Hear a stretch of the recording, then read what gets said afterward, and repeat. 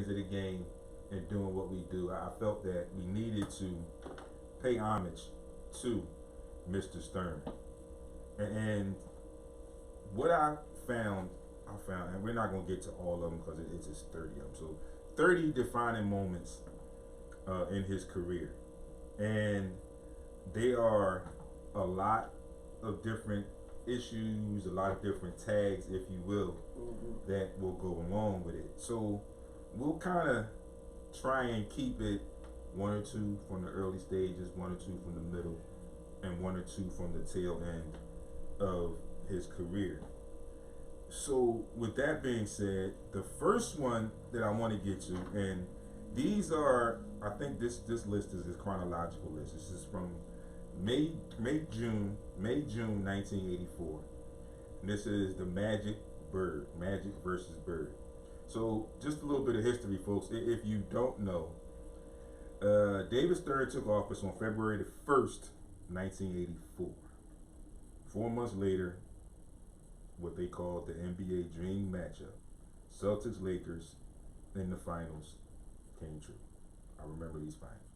All the big talk, Magic Johnson, Larry Bird, and this was their first meeting postseason since their major battle 1979 NCAA championship.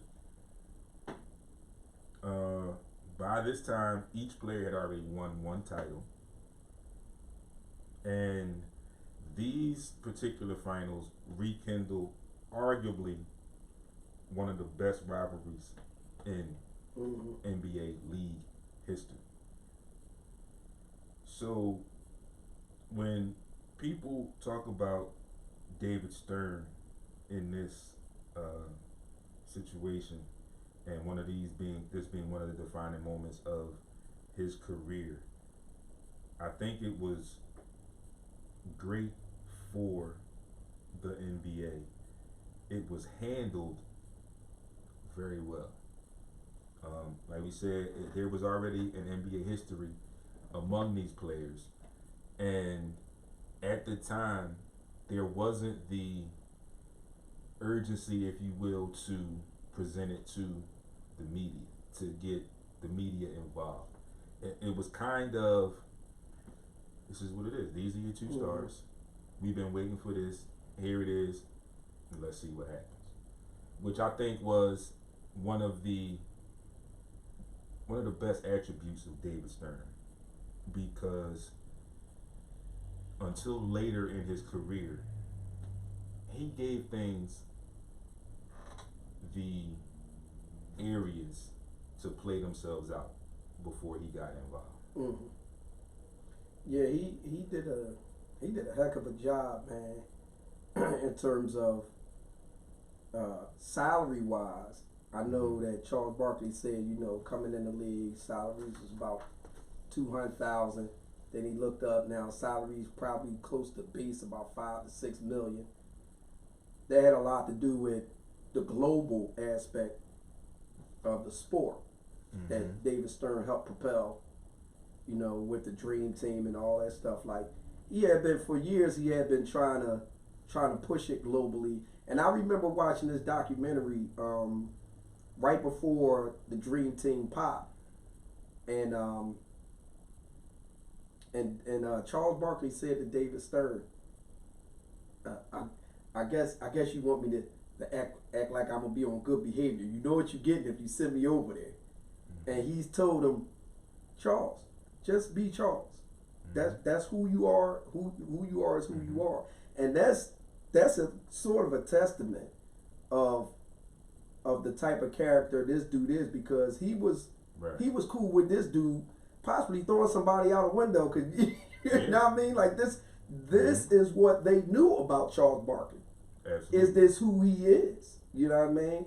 And he was willing to kind of like throw it out the window, so to speak, and let this man be who he was out on a basketball court, thousands of miles away from the U.S. You know what I mean? And I mean, this dude, man, he literally changed the landscape of the sport. I think if he does not push for the international game, I don't know if basketball would be. I don't think the game will be as fluid Right. as it is now. Right. I mean, the in terms of skill sets, Right. because there's a lot of guys like we say the center. There's really not a center don't- position anymore. I don't because think it would be as popular outside of the Yeah, United States yeah. as it is Yeah, today. it would still be just an American sport. Because everything and people, some of the younger people who didn't experience the NBA under David Stern could argue, well, they got foreign players now. Look at Luka and Porzingis and this and that and the third. But as we always say, youngins, do your history, Yeah. do your research. Who opened the door for that? Mm-hmm. Somebody had to open the door. Somebody had to do something for that to happen. Yeah. All those American players that did not make the league went overseas. They initially helped. I remember UNLV, George Ackles. Mm-hmm. George Ackles didn't get drafted, so he went to China. One of the people that George Ackles helped become a big man was Yao Ming as a 10-year-old. Mm. You know what I mean? Mm-hmm. And so this dude played in China for like 15, 16 years. Mm-hmm. He had been an international guy for years. He was helping develop the big men. Yeah. Now, he might not have been the greatest center ever, but he had influence of the guys that he played against in college were top-notch dudes. Top-notch, yeah. He was on a winning team. He was on a nationally ranked team. Mm-hmm. You know what I mean? So taking that experience to somebody at 9, 10, 11, Kobe playing in an Italian league at 10, 11 professionally, playing against these dudes had a lot to do with his development. Yeah. And that's due to a lot of the things that David Stern saw in the European game and said, man, again, I don't know if we're good with all these guys coming out of high school without the skill set. Mm-hmm. You know what I mean? Which then turned into that conversation, which I think he handled kind of all right. At first, I was like, "Yo, come on, man." And you know, I think people may argue nowadays, not really knowing the full situation, but you have to argue and you have to understand hockey, NHL, NBA, and Major League Baseball. 3 out of the 4 major sports in the country have it where at one point you can come out of high school and go straight and go right and be in the major leagues. Mm-hmm. And now, mind you, when all that started, MLB and NHL were the staples for that because they had the farm systems already set up. Right. Major League Baseball had grapefruit leagues and all these other minor leagues and this and that. Hockey had these other leagues, you know, where guys come in and play and whatever. The NBA, before the D League, didn't have that. And it was, you gonna take this chance, but now you gotta realize you playing against grown men who are playing for their livelihood. And you gotta be special. You had to be special to play in the CBA at one time. You've got to be special to be 18, 17, 18, coming out of high school to go and perform at that level. When arguably still, and that, but more at that point, best players, basketball players in the world. You had to be special coming out of high school. Now, we talked about that, and you talk about the major sports. Football. You can't come out of football until junior. Ain't happening. Freshman, sophomore, it's not going to happen. Maurice Claret tried it. It's not going to happen. And people forget what Ray Lewis told Maurice Claret. We're not going to tell you again, go Google it, like you Google everything else and find it. And you'll understand what we're talking about a lot better. But getting back to your point with the overseas and the international play, another example, later down the line, Stephon Marbury. Stephon Marbury was a star in the NBA. He was on the verge of becoming a superstar. For whatever reasons, it didn't happen.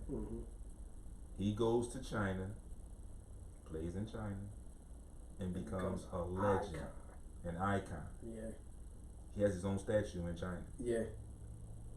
An American from New York City Mm-hmm. is an icon in a country thousands of miles away from his natural home. Yep. Lots of parts because of The conversations, the business dealings, the things that were had between international sports and David Stern. Yeah. And I don't know if you have this on your list of things, but I had been reading this article. I think it was 2 days ago. It was in the L.A. Times about David Stern and the owner over at Golden State. What's his dude name? Is that Maury? No, that's not Maury. Rick Welts. Okay. Rick Welts. And no, he's the president. He's not the owner. He's the president. Rick Welts. And at the time, David Stern had hired him back in the day to be part of like the promotions team of the NBA, and he was doing promotions. And dude at the time was in the closet about his sexuality. This is the early 90s. In the closet about his sexuality. And apparently dude's partner passed away or whatever. And David Stern, dude didn't let everybody know what was going on in his life. This was something that David Stern did because, you know, out of friendship, listen, I feel you some type of way or whatever. Gave him that. And that kind of started the whole conversation when Magic said that he had it. The NBA locked right in and pushed the whole envelope of being safe and Right. and you know what I mean? And I don't know if a lot of people remember, but after Magic said he had the virus in that 92 era, 91, 92 era, it was nothing but commercials, man, for like AIDS research, practice safe sex, 91. and it was Actual crazy. announcement date was November the 7th, 1991. Because the issue was Magic was on a plane. He had just took his physical. Magic was on his way to a game, to a preseason game, when they got the call from the physicians telling him to come back. And he like, well, what's going on? He's like, we'll be telling you you just got to come back. And then he got the news that he had tested positive for HIV. And that started a whole ripple effect through the league, you know what I mean, in terms of awareness. And then naturally Magic becomes the spokesman. Yep. But Rick Welts said that, you know, the fact that David Stern was just kind enough to like be in my corner at the time when I was going through all these transitions, let me know that there was no homophobia on his behalf, because he would have never hired me if that was the case. Yeah. You know what I mean? There was no. This is just about the character There of was this no dude. judging. Yeah, there was no judgment. Right. You know what I mean? This is about the character of this dude. And, you know, we could talk about a lot of things that he did in terms of the sport, propelling the sport and all that. But stuff like this is a little different because it talks about your character. Right. You know what I mean? And your character plays a whole lot in how somebody can utilize you, eulogize you in their own house. Right. You know what I mean? Right. Yeah, you might have did a whole lot of stuff for people, but there's always gonna be somebody that's gonna be like, boy was a little crazy. He acted a little, you know what I'm saying? Yeah. People will eulogize you. Always gonna find something. People will eulogize you, but you know, the consensus will be the majority of the people, and majority rules. The majority of the people, if they're saying nothing but positive things about you, 9 times out of 10, you were a complete positive person. Absolutely. And so this is just like a little small testament of what this dude, you know, what he was to some people that I never heard about this.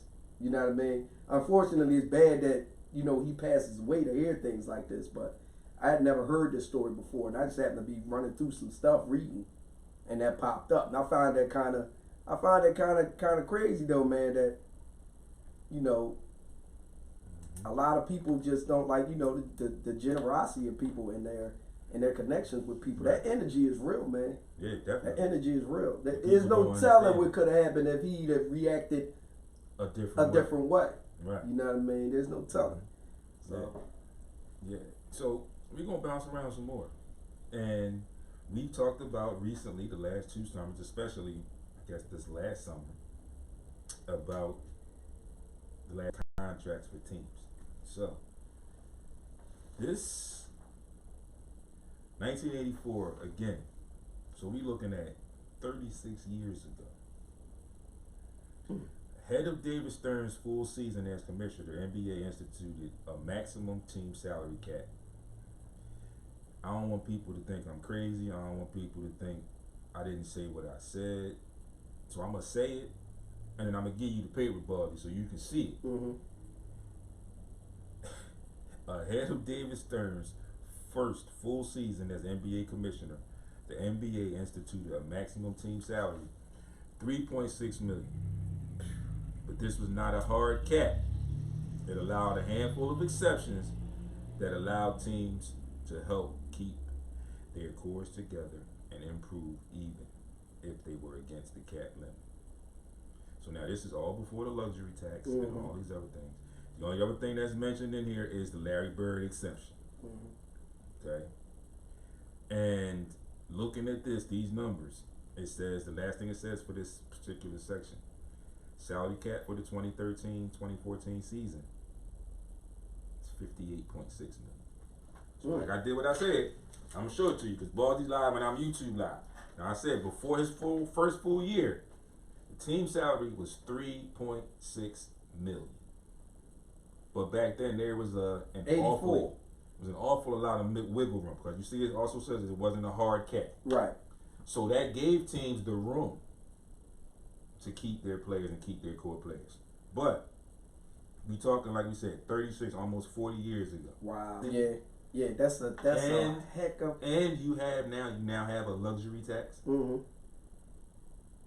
You've got 36 years ago, which, and then you go from 2013, 2014, the cap was 58.6 million.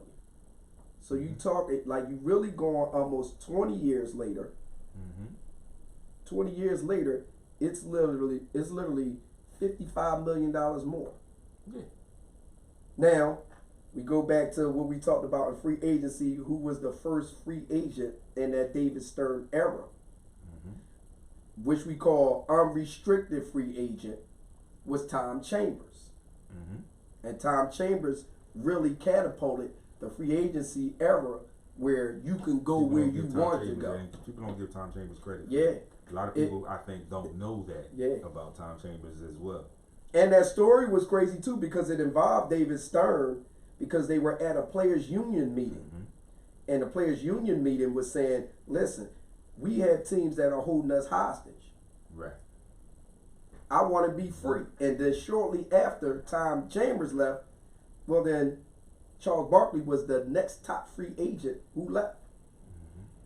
So it's kind of crazy how David Stern pushed forward the free agency of the players. Do I think that he know it would start the super teams of now? Nah.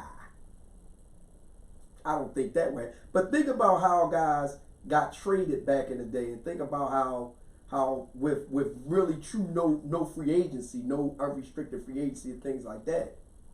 You got guys like you got the Lakers dynasty that came through, the Boston, the Detroits, the Sixers. Mm-hmm. A lot of that stuff was built through the draft. The draft. And then there was no free agents. Right. You know what I mean? So it's kind of crazy, man, how he had to sit in those meetings and hear from the player side of things and then hear from the owner side of things. But then think of the bottom line is that revenue. Right. How is this going to affect the revenue? You know what I mean? This dude had a heck of a job to deal with. Yeah. So we talk about that and we move along. Because it's a lot, like we said, and a lot of these defining moments also played a major role in understanding the character of David Stern, the man, not just David Stern, the NBA commissioner. So we push along a little forward. We go to February 1986, February 25th to be exact. You have to be an avid basketball fan to know what's coming next and what this situation and how the situation evolved. You talk about now you have guys that are do things in professional sports and they get banned or suspended or whatever. So the most recent ban, I believe, in the NBA has been O.J. Mayo. A definite ban. Like I'm not talking about certain times and all this or whatever, suspended, indefinitely, whatever. This is like a total ban where they actually use the word ban. So February 25th, 1986, Michael Ray Richardson was banned.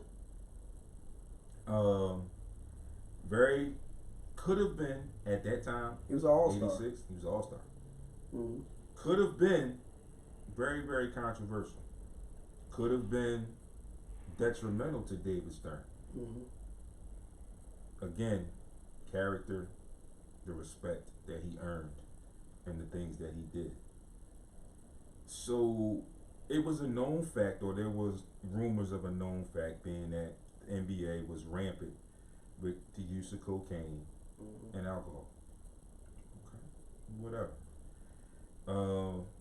David Stern made a strong statement about the league's position on the epidemic by banning Richardson. An all-star, he banned him for life, but he banned him for his third failed drug test. Ultimately, the league was criticized for its failure to help players battling addiction and for waiting so long to crack down. Well, to the defense of the type of person, the type of commissioner I think David Stern was, I think that's not a fair statement.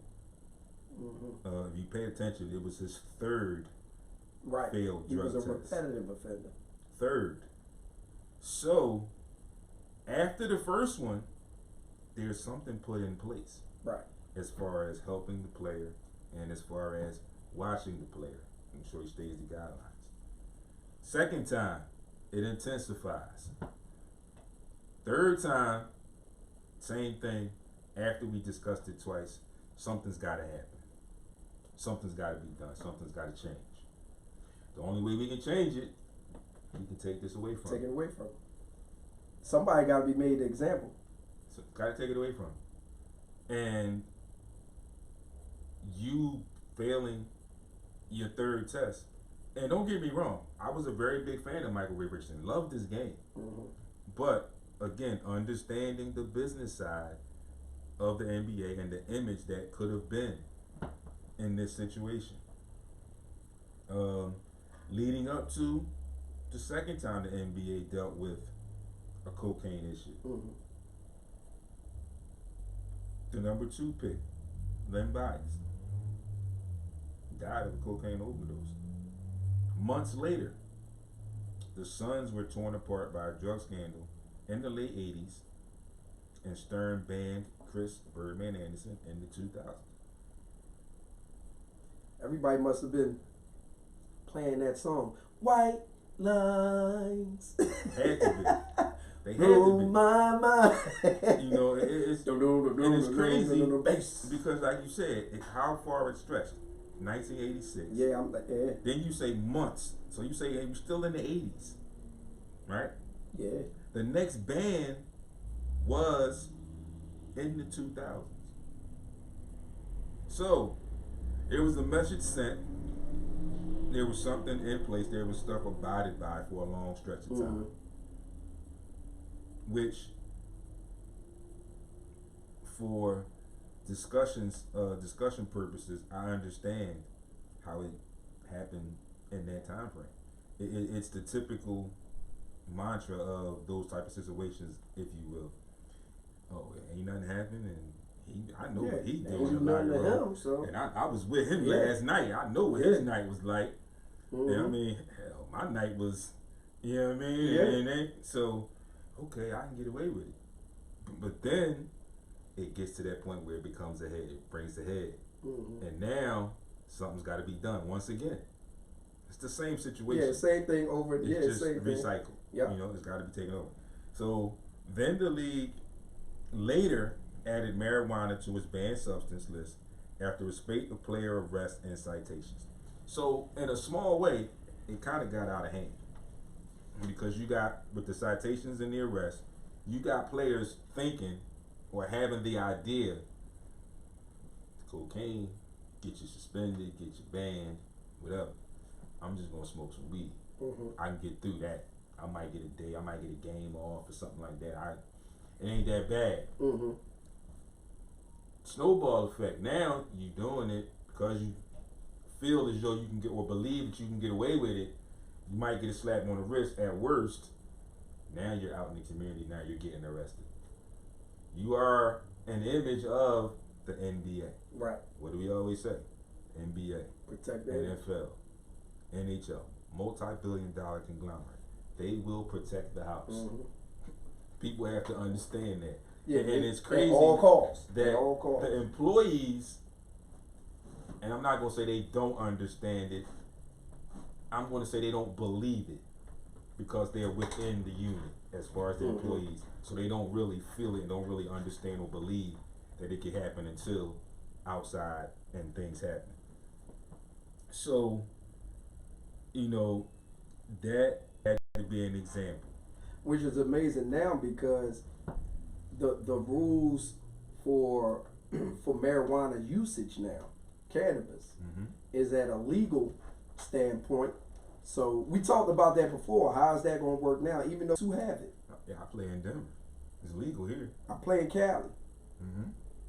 So how does that affect? Yeah, how do you determine Yeah, that? you can't If I'm fine in me. my house, right? If I'm in my house, Yeah, you can't and we fine in me. between games. We just played on Sunday. We don't play again till Wednesday. Mm-hmm. But I make all my team meetings. I make all my practices. No signs of anything. No suspicions of anything Mm-hmm. while I'm at your facility. But then I go home after practice and I smoke a joint. Yeah, and you do a random, And you do a random test. and mine's come up with marijuana. Okay, you say, hey, listen, we're gonna have to Right. gonna have to find you, and I say, oh no, I got a medicinal I got a card card, and I live. to I'm a resident yeah, of so to and smoke so. this cannabis. So how does that work? Yeah, You know, that's something that that's this going. commissioner has Yeah, to deal with. We got to do. you know, unfortunately, we just talked about it, but it's gonna come up. It's coming. Yeah, it's going to come gonna because come. somebody's going to fight that. Yeah, And you have so many. definitely. You have so, many and it's all advocates for right. it that are either current or former NBA players Yep. that are still in contact with a lot of these current players. Mhm. I'm talking about the former ones that are still in contact with a lot of these current players. So That's going to affect some revenue because yeah, the NBA deals in pharmaceutical. They have Mhm. endorsement of pharmaceutical products in that medication. So if I'm saying I'm only going to use cannabis and I'm not going to use all this other medication that you prescribing me, well, somebody's losing money. Somebody's not going to be happy. So it's a trickle down effect. It's going to be funny to see how that plans out. Mhm. To see how, you know, somebody definitely going to say, nah, my doctor prescribed me this for pain instead of what you offer. Right. You know, what you offer might give me liver damage. What this is giving me is a good night. Mhm. Yeah. So yeah, that's another Mhm. bump in the road that the NBA is dealing with now, Right. and dealing with either keeping that on the list or taking it off. Right. And then if that's the case, then you're gonna have to start thinking about supplements Mhm. that should or should not be allowed Right. for a player. Right. You know what I mean? Yeah, I think they need to do a lot more as far as the supplements because you got these professional athletes who have trainers, I guess, assigned to them while they're in season with the team. Then you have a lot of these guys that are truly dedicated to their craft, Mm-hmm. that hire people outside of team officials or league officials that may give them something that, like we just saw recently, don't know what's banned, what's Yeah. not banned. and they take it, and then they go get tested, and then they show up as something that's banned substance. So I think that has to be addressed as well. You know, you got to keep these players in. And I mean, even if you have to require the player to say, look, well, I hired so and so for my off season. Okay, well, you need to have your so and so contact us so we can talk to him about what you cannot have, what substances are banned, or whatever. I'm gonna look that up. So, I'm looking into. I never really looked into what's banned in terms of supplements in the NBA because it's not as a big issue as it is in football and baseball. Right. I might have to dig into what's allowed in the NHL as well. Yeah. Because I never really looked into that, like to really tap into that. Now the NHL is tricky. People don't know that, but the NHL is real tricky. It's real tricky. So that was '86. So we had a major franchise expansion. Minnesota Timberwolves in '87. Major franchise, you know, bringing basketball back to Minnesota after they lost the Lakers to LA. But more importantly, we moved to '88. Basketball games prior to '88 were usually on NBC. Baldy, I'm sure you remember other fans that might be tuned in. ABC had some Saturday games. And Sixers were on Prism. They went off of Channel 17. For all this new PHL. for all this newfangled cable and all these other things. Cinemax. Sixers were on Channel 17. Yeah, Prism. Yeah. And on Prism. Them and the Flyers. That's right. So, in 1888, David Stern struck a deal with Turner Broadcasting. 88, it's now 2020. They've been rocking and rolling on TV. Look at what has become 88, TNT man. Basketball right now. The show started in 88. 88. Talking 32 years ago. Back in 88, Right. You got whatever little commentary came prior, whatever little commentary came right after the game, and then that was it. It was back to the regular format TV. You know, you had that hour and a half, 2 hours of basketball that you enjoyed, and then it was right back to the basics. So again, like we said, look at what has happened now. It has transformed into a conglomerate where people look at the advertising that people pay just to have a commercial on at the time when you watching that game. Yeah. You know what I mean? That's all that shared revenue when we talked about contractually. That's all that shared revenue that the Players Association fought to get a piece of. Right, that you get a piece of. And the growth of NBA on TNT, where now you have the host of that show, Ernie Johnson, Shaquille O'Neal, Kenny Smith, Charles Barkley. 3 former players, 1 host. But the timeline for them has branched out so much into now you have NBA TV. Right, it's springboard everybody. And now you have more than one show. Then you got NBA TV where you got players only. Right. And you got other guys like us that basically do their podcast on TV talking about basketball. So you see the growth and you see how it's expanded. And now you have people looking forward to, it's like nobody wants to just wait and say, all right, game's on TNT tonight. Tip off is at 8. I'm gonna just wait till 8 when the game starts. Right. No, everybody's tuned in to that TNT show. Yeah. In between games, halftime, everybody's tuned in. And social media wise, you're tuned into now their ad. Yeah, now. So you're following these dudes. You following these dudes. They giving you the update of what's going. It's really just pre-gaming you. It's giving you pre-gaming for what's to come. You locked in. They found a way to lock you in. Definitely keeping you engaged. Yeah. It's amazing that if social media had been 10 years prior to its pop, because you gotta remember, you know, the internet in itself. I remember Brian Gummer was on TV in 1993. He was on TV talking about what is the A with the little swerve around it, and they didn't have a name for it. The @ sign, they didn't even have a name for it. Absolutely. I mean, this was when you got 1,000 minutes in the mail, AOL. dollar. Like Yep. that's the era we you sitting right. there You like, sitting there like, come on, come on, green man. screen computer, Apple Yeah. 1, Apple 2, Yep. Windows 94. Now everybody got it in their hand. Now you have so much access to it. Who knew? Yeah. Who knew? And Yep. if you take Facebook when it was just used for college people, and you put your college ID, you was able to access people collegiately. Right. And then when they opened it up and allowed Boom. everybody to get in, now imagine having that 10 years prior. Imagine having that 10 years prior. That's about 02. Imagine having that 92. That was when Magic. It's when the Dream Team was about. Yeah, exactly. So that would have. There's no telling where the game would be now. You know what I mean? It's just amazing how technology and him tapping into that technology world as a commissioner as well.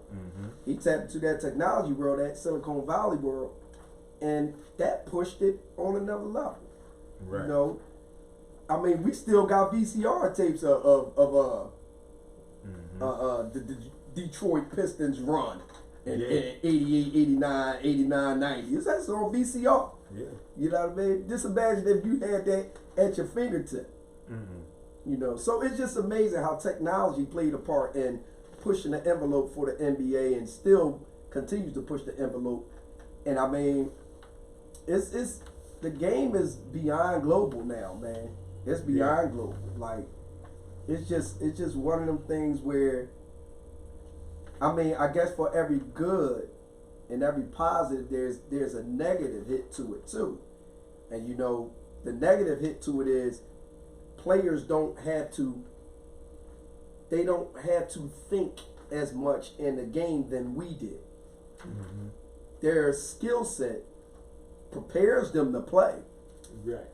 But to be able to adapt, to be able to be that person that can adapt in the game, I think that's missing. I think a lot of that's missing because a lot of dudes, they're already preconceived, have a preconceived thought and a notion of, okay, this player can do this player can do that, this player can do that. Then opposed to, I didn't know if you could do all that. Right. So when my team play yours, I gotta figure you out. Oh, okay, this boy can jump. All right, now I gotta box him.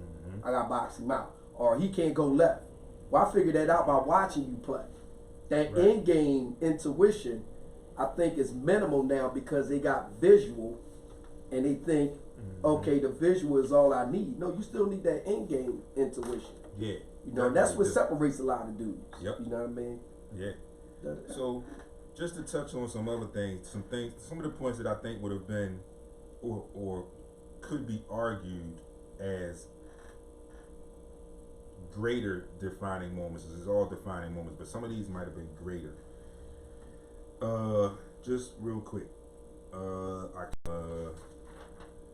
95. We got the draft in 85 instituted. We kept going. 95, you have now a rookie scale. Right. Which I think was good. International teams debuted in 95. We move along. 1996, April 24th, to be exact, the creation of the WNBA. Also, along in 96 was what could have been a very, very big moment for David Stern. 96. A lot of people labeled it the Iverson rule, NBA dress code, which has since been knocked down, Nullified. basically nullified. It's kind of crazy because these dudes, they're not dressing that way now. They're dressing fashionable. That's what they call it, fashionable. Right. That's You know what what I they mean? call it. I mean, these dudes showing up with all types of crazy outfits on. But AI's outfit was threatening. It was threatening to the brand. Right. Think about it. Let's go back to when you never heard hip hop music being played in an NBA stadium. It's played all the time now. all the time. You can't go. You can't go in an arena. You can't even think about going to a sporting event without having hip hop attached to it. Yeah. You know what I mean? Connection, his culture. Yep. And that culture was, you need to be suit and tie, suited and booted. Yeah, look at how the two cultures are intertwined. And right think there. about the players that preceded him, that was telling him, we professional. You need to, and he like, this what we me. do. This is how I'm comfortable. Yeah. This is what we do. Right. So think about if he'd have been the need of that. Absolutely. We would not be there. And that was a headache that David Stern had to deal with. Yes. You know what I mean? Yes, indeed. How do we correlate the two? Because the brand of kids that's coming in here, this is pre-tattoo era. Yeah. Pre-tattoo era. Yeah. I mean, to have a tattoo on your shoulder was almost like, oh, we got a tattoo. He's a game. He's something going Yeah. on with him. We got to keep our eye on him. Now look at the league. Yep. Look at the league now. Absolutely. You tattooed up to your throat. Up to your neck. You know what I mean? This is kind of crazy how all that transpired. One that you mentioned, Baldy, earlier, 2002, the emergence of Yao Ming and the NBA. 2004, November 19th to be exact, which changed the game, softened the game up a little bit, I think. Dress code was actually implemented now, October 17th, 2005. But again, still centered around one Allen Iverson. Let's see, the Tim Donaghy, the referee scandal. The second NBA lockout in 2011. The halts of the league amazing, owned them. Amazing how that played out. I find that amazing, dog. Yeah, it's really amazing how that played out. Because when you think about it, you said like even to now, to not allow that trade to go through was kind of crazy, especially after you see all the trades that happened after that. Yeah, it's kind of crazy, man. That's definitely. Was real. That was real skeptical. Yes, it was. So there you have it, folks. It is now 12:24, 24 minutes past the noontime hour. Hope you enjoyed what we just gave you. That is our take, our homage to David Stern. We will take a quick break. When we come back, we talked 2 weeks prior about a conversation that we had with the duos in the NBA. And when we return, we'll pick up with that topic. So what we talked about how teams have duos now, and this, that, and third. We talked about Kawhi. And we talked about Giannis having the Milwaukee Bucks basically by himself. But we also talked about the back and forth conversations or the debates of top 3 players in the league, arguably right now, Kawhi, LeBron, and Giannis. And this is what I saw. This is something I saw. I said it's the case for Kawhi Leonard as the best basketball player alive. We will dive into that when we return. You are tuned in to SportsRap, Heat 100 Radio. It's your boy D. It's your boy Ball. We'll see you on the other side in just a few minutes. On Heat 100 Radio.